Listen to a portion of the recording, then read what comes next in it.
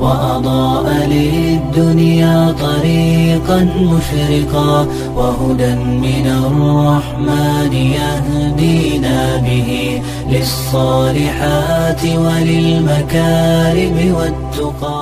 السلام علیکم ورحمۃ اللہ وبرکاتہ. بسم اللہ الرحمن الرحیم.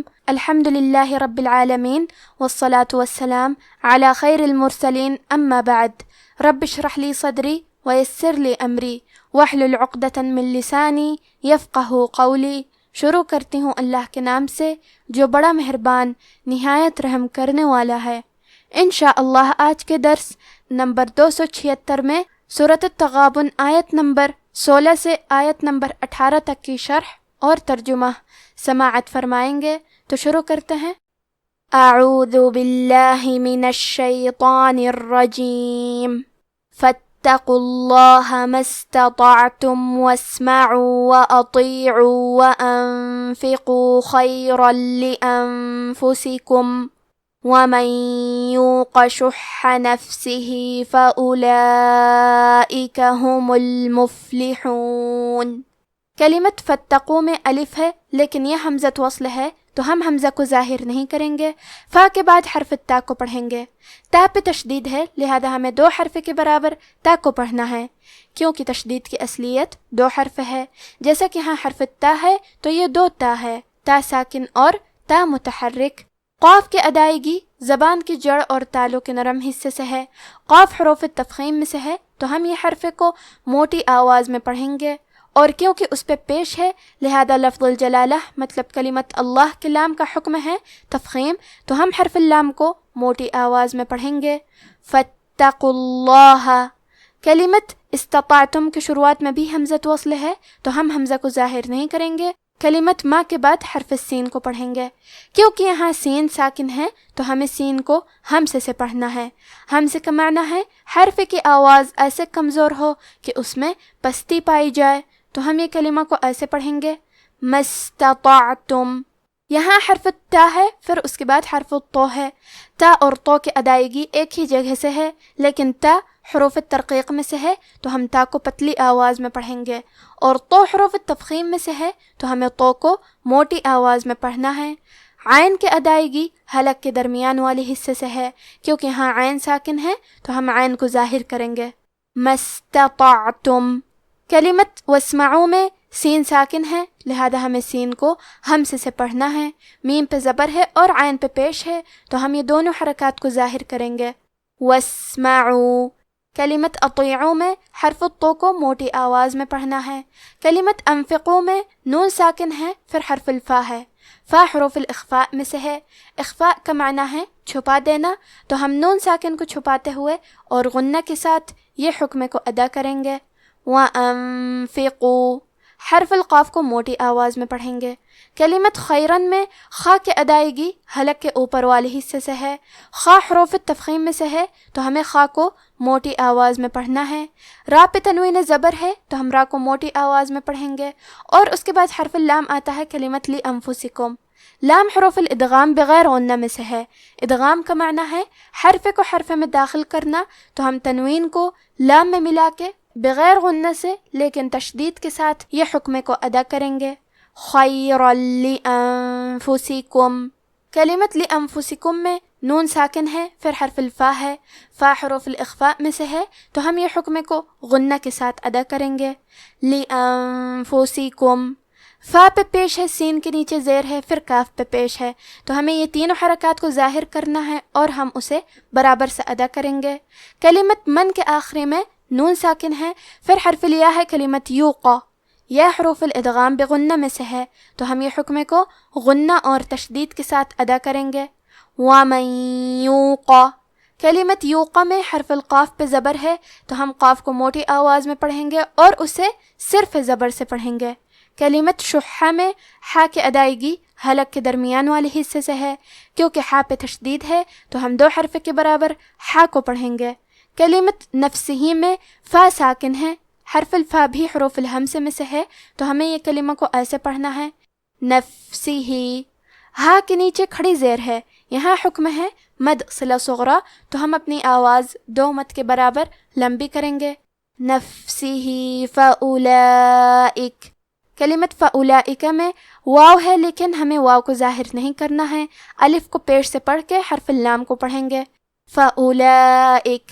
لام کے بعد کھڑا زبر ہے اور اس پہ مد کا علامہ ہے، یہ مد واجب متصل ہے۔ مد واجب متصل کا معنی ہے کہ حرف المد اور اس کی وجہ جو کہ حمزہ ہے دونوں ایک ہی کلمہ میں ہوں۔ اس مد میں ہم اپنی آواز 4 مد کے برابر لمبی کریں گے۔ کلمت ہمو میں ہا پہ اور میم پہ دونوں پہ پیش ہے تو ہم یہ دونوں پیش کو ظاہر کریں گے۔ کلمت المفلحون میں فا ساکن ہے تو ہم فا کو ہمزے سے پڑھیں گے۔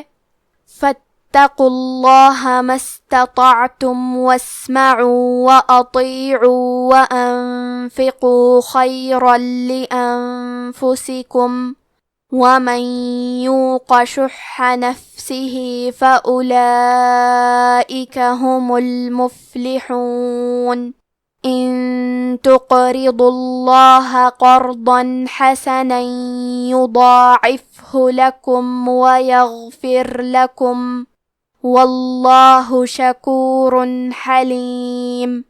کلمت ان کے آخری میں نون ساکن ہے، پھر حرف التا ہے، کلمت تقرضو تا حروف الاخفاء میں سے ہے تو ہم یہ حکم کو غنہ کے ساتھ ادا کریں گے۔ ان تقرضو، کلمت تقرضو میں قاف پہ جزم ہے تو ہمیں قاف کو قلقلہ سے پڑھنا ہے۔ قلقلہ کا معنی ہے حرف ساکن کو ہلانا، تو ہم حرف القاف کو ہلاتے ہوئے یہ کلمہ کو پڑھیں گے۔ تقرضو، را کے نیچے زیر ہے تو یہاں را کا حکم ہے ترقیق، مطلب ہمیں حرف الرا کو پتلی آواز میں پڑھنا ہے۔ ضاد کی ادائیگی زبان کے کروٹ اور اوپر کے داڑھوں کے جڑ سے ہے۔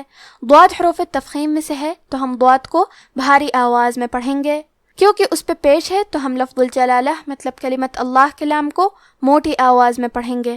تو قرض اللہ، کلمت قرضن میں قاف کو موٹی آواز میں پڑھیں گے اور حرف الرا کو بھی۔ یہاں حرف الضاد پہ تنوین زبر ہے، پھر حرف الحاء آتا ہے، کلمت حسنہ ہا حروف الاظہار میں سے ہے۔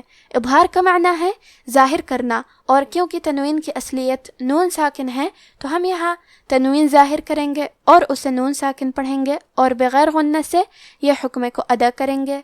قرضا حسنا، کلمت حسنا میں ہا پہ اور سین پہ دونوں پہ زبر ہے تو ہم یہ دونوں زبر کو ظاہر کریں گے۔ نون پہ تنوین زبر ہے، پھر حرف الیا ہے، کلمت یضاعف ہو، یا حروف الادغام بغنہ میں سے ہے تو ہم یہ حکم کو غنہ اور تشدید کے ساتھ ادا کریں گے۔ حسنا یضاعفہ، کلمت یضاعفہ میں ضاد ہے اور اس پہ کھڑا زبر ہے تو یہاں مد الف ہے۔ مد الف میں ہم پیچھے والے حرف کا حکم لیتے ہیں تفخیم میں اور ترقیق میں، تو کیونکہ اس کے پہلے حرف الضاد کا حکم ہے تفخیم تو ہم ضاد کو اور مد الف کو دونوں کو بھاری آواز میں پڑھیں گے۔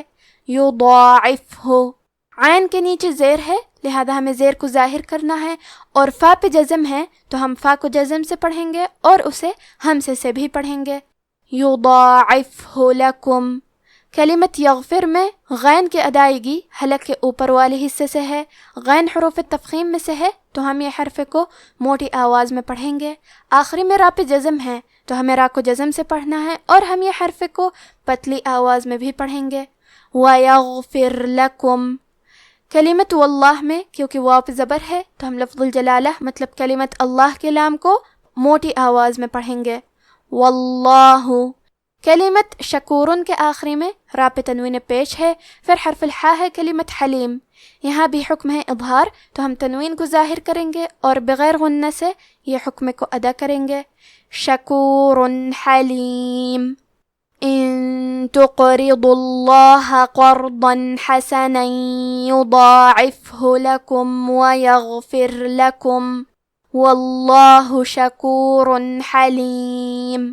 عالم الغیب والشہادۃ العزیز الحکیم، کلمت عالموں میں میم پہ پیش ہے تو ہمیں پیش کو ظاہر کرنا ہے۔ کلمت الغیب میں حرف الغین کو موٹی آواز میں پڑھیں گے اور با کے زیر کو ظاہر کریں گے۔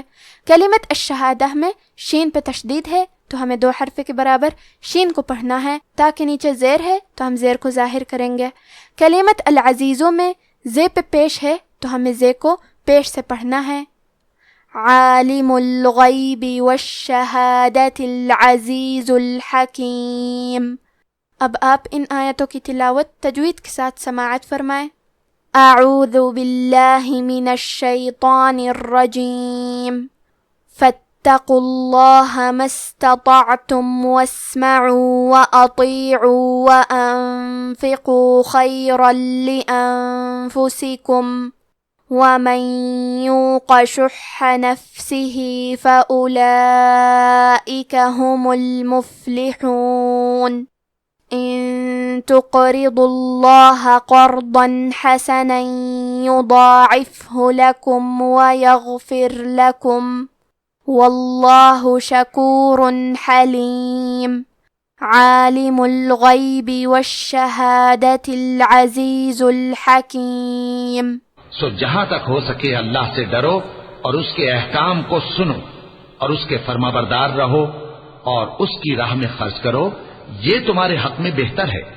اور جو شخص طبیعت کے بخل سے بچایا گیا تو ایسے ہی لوگ راہ پانے والے ہیں۔ اگر تم اللہ کو نیک نیتی سے قرض دو گے تو وہ تم کو اس کا کئی گنا دے گا اور تمہارے گناہ بھی معاف کر دے گا، اور اللہ قدر شناس ہے، بردبار ہے، پوشیدہ اور ظاہر کا جاننے والا ہے، غالب ہے، حکمت والا ہے۔ آج کا ہمارا درس یہیں ختم ہوتا ہے۔ وآخر دعوانا ان الحمد للہ رب العالمین، والسلام علیکم ورحمۃ اللہ وبرکاتہ۔